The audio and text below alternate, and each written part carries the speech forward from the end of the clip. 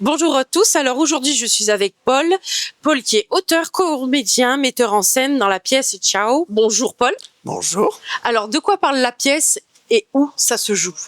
Alors, Ciao, c'est l'histoire de Paolo qui, un jour, lorsqu'il rentre dans son local, se retrouve face à un public. Alors, accompagné de Giulia, son projecteur de cinéma, il va faire ce qu'il sait faire de mieux, c'est-à-dire raconter des histoires venant de son pays natal, l'Italie. Alors, les histoires sont racontées sous forme de films d'animation. En effet, il y a 2 histoires, et donc un graphiste a aidé à rendre possible tout cela. Et donc, c'est des histoires qui parlent aussi bien d'aventure, de camaraderie, qui nous fait voyager dans des pays fantastiques, mais aussi qui parlent de la Seconde Guerre mondiale, d'actes de résistance. Voilà, accompagné de musique originale composée pour le spectacle. Ça se joue à 16h25 au Théâtre La Carrèterie. Relâche le jeudi. Attention. Et donc voilà, c'est un spectacle très personnel pour moi et qui me permet de rendre hommage à un pan de ma culture, à des membres de ma famille. Donc j'espère vous voir nombreux. Alors si j'ai bien compris, c'est un peu une pièce basée sur des écrits autobiographiques. Il y a une part de toi dans ce que tu as écrit. Exactement. Alors en fait, donc comme je disais, il y a 2 histoires. La première histoire, pour une volonté de transmission, de tradition, etc. C'est une histoire issue d'une Pentaméron. Du coup que j'ai réadapté parce que alors, les histoires issues du Pentaméron sont assez orienté plus adulte, donc j'ai quand même voulu l'orienter à un public familial, donc il y a eu un peu de réécriture à ce niveau-là, mais voilà, dans cette volonté de transmettre des histoires qui existent vraiment issues du folklore italien, c'était important pour moi d'en mettre une à ce niveau-là. Et la deuxième, par contre, effectivement, est tirée d'un fait réel survenu lors de la Seconde Guerre mondiale par des membres de ma famille. Et après, par contre, j'ai écrit un peu autour, j'ai romancé un peu autour, etc. Mais voilà, il y a quand même un acte de base réel issu de ça. Et tout autour, avant, entre et après les contes, voilà, ça me permet aussi de rendre hommage à des lieux, à des membres de ma famille, etc. Voilà.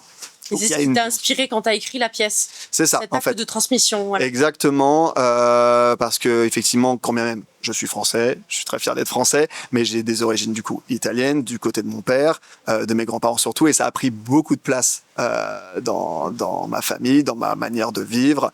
On y allait chaque été, quasiment, dans le village de ma grand-mère. Et au fur et à mesure du temps, bon, des gens ont commencé à partir, forcément. Et il a été temps pour moi, il y a 2 ans maintenant, de pouvoir leur rendre hommage d'une certaine manière. Donc, je me suis lancé là-dedans. Voilà. Si tu devais définir la pièce en 3 mots, tu choisirais lesquels? Hommage, cinéma, du coup, par les histoires racontées en film d'animation, du coup, et poésie. Allez, on va essayer un peu de mieux te connaître. Comment tu as découvert le théâtre? Comment t'es tombé là-dedans? Alors, le théâtre et l'art de manière générale, c'est grâce à mes parents, surtout qui aimaient beaucoup ça, surtout mon père. Et c'est vrai que mon père m'a énormément transmis l'amour et du théâtre et du cinéma, les 2 en même temps. Donc, on regardait, je continue d'aller régulièrement au cinéma et au théâtre, de lier les 2. Puis au fur et à mesure sont aussi arrivés aussi bien la lecture, la musique, et puis après effectivement tous les arts graphiques, donc les peintures, les sculptures, etc. Donc voilà, j'essaie à chaque fois de voir un peu tout, même si principalement j'ai beaucoup de temps consacré au théâtre et au cinéma. Donc c'est venu dès l'enfance rapidement. J'ai commencé moi le théâtre à 6 ans. Avec une petite interruption parce qu'il y a une parenthèse sportive qui s'est arrêtée, et donc du coup au moment de l'arrêt, je me suis dit bon, qu'est-ce que je fais? J'ai repris le théâtre et depuis ça m'a pas lâché jusqu'à la fin des études classiques, c'est-à-dire post-lycée, où après j'ai fait 2 formations différentes, du coup en 6 ans, 3 ans dans un conservatoire et 3 ans dans une école, donc 6 en tout. Et dès ma sortie de l'école, j'ai eu la chance, je touche, bon là c'est du plastique, mais je touche du bois. Depuis que je suis sorti, je travaille, je fais mes heures d'intermittence, etc. Donc je suis ravi là-dessus. Mais voilà, comment c'est venu un peu tout ça. Est-ce que tu dirais que ces autres facettes de toi, ça marque ton interprétation aujourd'hui, qui tu es, comment tu écris? Est-ce que ça t'influence? Oui, je suis très influencé par, alors déjà, au fur et à mesure du temps, les choses qu'on traverse, que l'on vit.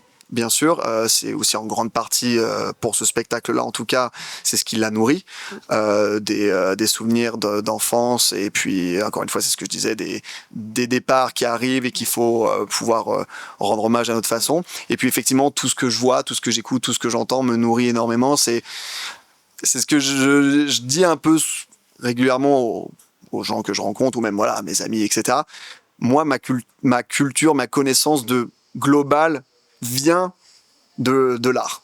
Si je connais deux, trois choses, je dis pas non plus que je connais tout, évidemment, mais la pensée que je peux avoir sur l'environnement, sur la politique, etc., vient au départ de ce que j'ai pu voir au théâtre et au cinéma. C'est ça qui a pu m'aider, me forger, me donner une culture et une opinion. Donc c'est pour ça aussi que je me battrai pour l'existence et l'importance de la culture parce que je la crois importante. C'est sûr. C'est même une des choses que je dis dans le spectacle, dans Ciao, à un moment donné. Je dis que la culture est essentielle, je le pense sincèrement. Voilà. Donc du coup, si j'ai bien compris, tu as découvert le théâtre, l'interprétation, le jeu de comédien en premier. Et après, comment t'es passé à l'écriture? Qu'est-ce qui t'a donné envie? Alors l'écriture, c'est venu en même temps que la mise en scène, si je puis dire, parce que c'est vrai que quand bien même, évidemment, on crée quand on est comédien, il y avait une volonté pour moi de créer aussi mes propres projets, même si j'aime beaucoup me mettre au service des autres. C'est l'idée de départ, encore une fois, ma formation au départ est quand même comédien. Mais voilà, il y avait cette volonté de vouloir moi aussi créer de A à Z, entre guillemets, si je puis dire, mes propres projets. Et donc est venue assez rapidement et la mise en scène, de par ce que j'ai pu apprendre de par mes professeurs, de par ceux que j'ai pu voir travailler. Donc du coup, moi, je me suis nourri, j'ai pris ce qui me semblait important, j'ai mis de côté ce qui me le semblait moins et pour travailler à ma sauce. Et après, en termes d'écriture, c'est venu en même temps parce que forcément, la volonté de créer ses propres projets fait que du coup, on crée nos propres histoires, quoi, tout simplement. Donc les deux sont venus assez rapidement en même temps et donc voilà. Alors il n'empêche que derrière, finalement, Ciao est la première création que je fais où je suis à l'écriture, si je puis dire, alors que j'ai d'autres spectacles que j'ai pu faire sont des textes d'auteurs connus que j'ai adaptés moi. Voilà. Mais c'est pas pareil. C'est différent. C'est très différent. Quand le public vient te voir et qu'il sort de la salle, tu aimerais qu'il reparte avec quelle émotion, quel message tu veux laisser?